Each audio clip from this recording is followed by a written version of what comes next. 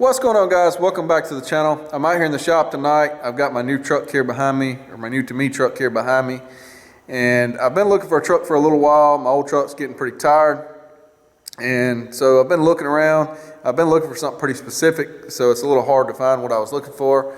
I wanted something that was a pre-07 truck, so it was pre-diesel exhaust fluid and pre-diesel particulate filter, basically. I did not want those headaches to deal with unless I just had to.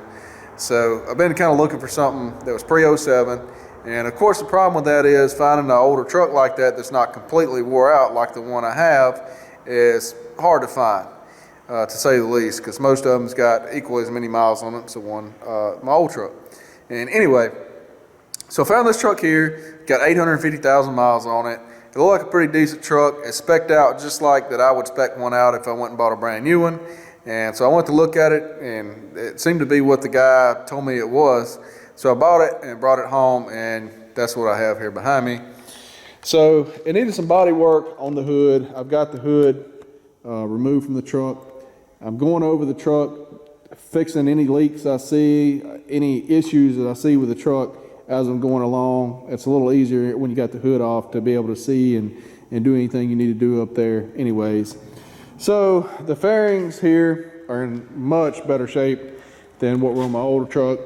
This truck has the LED lighting package from the factory with a stainless trim. And on the back side of the fairing, they actually made some changes to these, probably why they're in such good shape. My old ones had an aluminum bar that ran down right here, and it was just bolted to the fairing, and the fairings here did not have the extra support quite like these do. So they made these out of, I guess, fiberglass reinforced plastic or whatever you want to call it, I don't know. But it's like an exoskeleton, and it seems to be a little stronger, and it's not broke all to pieces. So the truck from that aspect is much cleaner than my old one.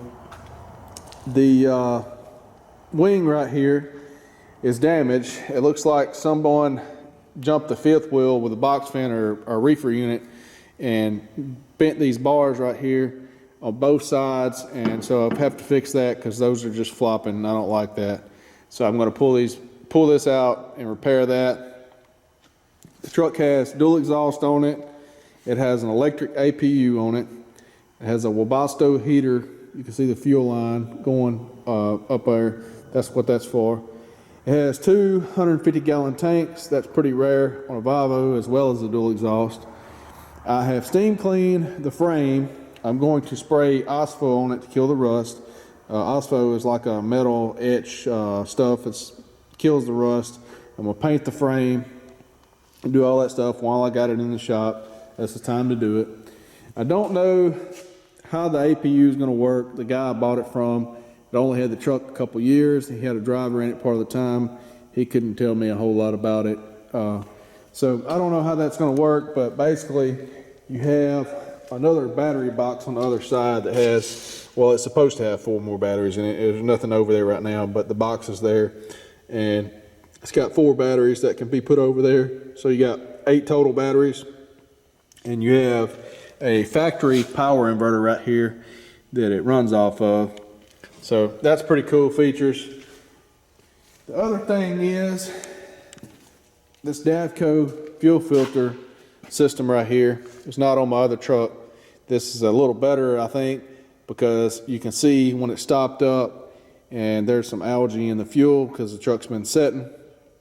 But at least you can change the filters pretty easily. You can see when they get clogged up, and these filters are only like $15 a piece versus my other truck had the screw-on filter like a reefer unit that was like $75 a piece, and it was mounted on the frame on the opposite side. This is a 530 horsepower, 1850 torque engine right here. My other truck had a 500 horse, 1650 torque. And of course, with the increased torque, you get the bigger transmission. The rear ends are actually the same, but the truck has, I'll show you on the other side, the truck has a brand new turbo on it that the guy had just put on there before I bought the truck not too long. He also, it was very common for the exhaust studs to break off in the head on these Cummins motors, and it's actually something that needed to be done in my other truck. It's got a couple of exhaust studs broke off in the head. And so anyway, right after I bought my other truck, I think about 3 weeks after I bought it, the turbo went out and cost me about $4,000. So by seeing this guy had already put a brand new turbo on it not too long ago, made me really think I was, you know, getting a pretty decent deal. So that's one of the things that was a selling point for me, or a buying point I should say.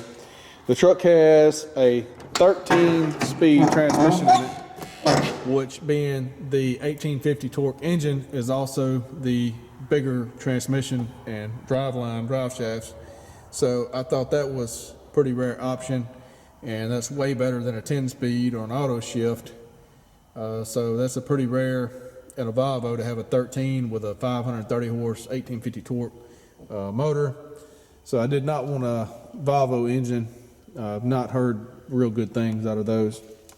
It's got a little rust issue on the bottom of the door right here on both sides, like somebody didn't wash this off, which is weird because my other truck are perfect right here, but the frame on it was actually worse than what this one is rusted on the frame. So I'm guessing somebody did not rinse this off very well. Get in here and show you the inside of it a little bit and show you that Webasto heater. Oh, a little hard to get up there without no fairing there. The truck looks pretty clean inside, and for the year model and everything, looks very well taken care of. This Webasto heater back here. That's the little Webasto heater there. That thing should save me some money. It runs off of the diesel, like I said, it's plumbed into the main diesel tank back there. It's got a little thermostat right here, and it blows hot air out down here. And I've got dirt tracked all in here, so I'll have to clean that up. But anyway, the truck is very clean overall. I've got the batteries disconnected, or I would start it up for you, but I've got the batteries disconnected. I've been doing some work on it. I've got it inside the shop here. I can get out without breaking my neck with no fairing on it. Need some grease on the door hinges. Minor stuff.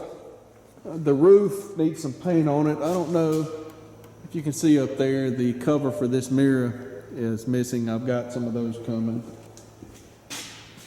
So if you can see the roof up there, there's some paint missing. Somebody's actually sprayed some white spray paint up there. It does not match at all. You know, that's not something you would have to fix, but I'm going to fix it. I don't like the way that looks, so I've got some paint over there. I'll be doing some body work on the hood. Going to be doing some work up there, painting that.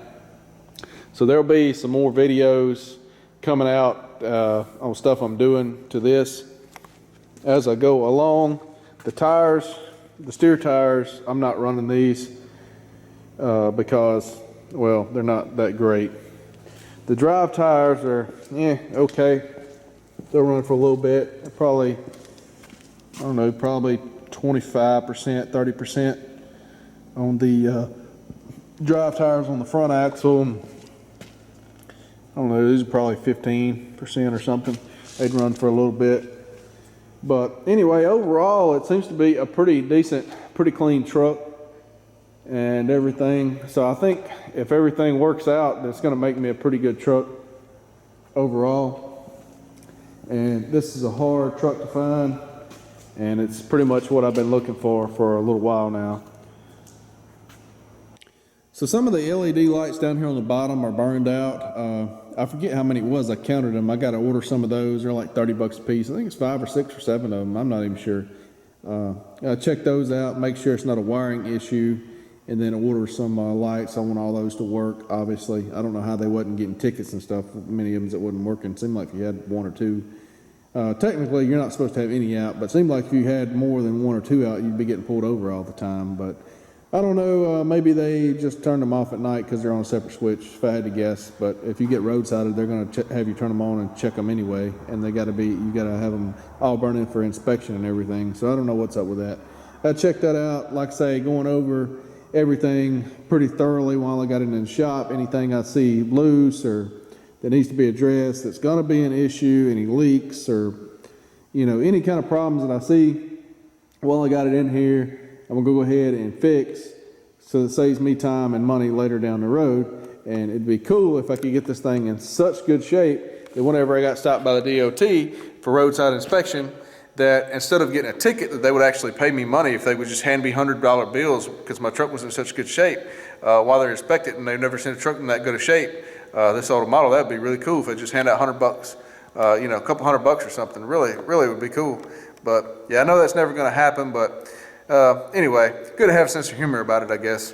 So thanks for watching, and if you like this sort of stuff, hit the subscribe button. I got some more videos coming on some of the stuff find wrong with it, whatever else I continue to find wrong with it, and so there'll be some future videos coming out. Thanks for watching again. Stay tuned for the new videos. See you guys next time.